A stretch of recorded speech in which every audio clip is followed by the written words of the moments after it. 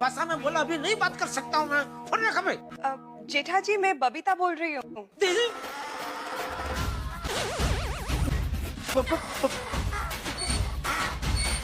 Babita ji, sorry. ओ sorry sorry, ये भगवान, ये मुझसे क्या हो गया?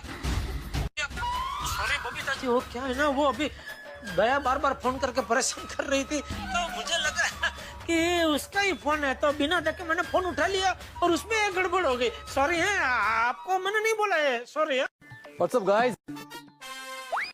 Hello. What's going on, Jethalal? हैं? क्या चल रहा है? बस पढ़ाई लिखाई। मैं लिख रहा हूँ, ये लोग पढ़ रहे हैं। वैसे क्या लिख रहे हो? वो गणेशोत्सव आ रहा है ना, तो उसके लिए चंदा इकट्ठा करने की नोटिस लिख रहा हूँ। Oh my God, it's so horrible.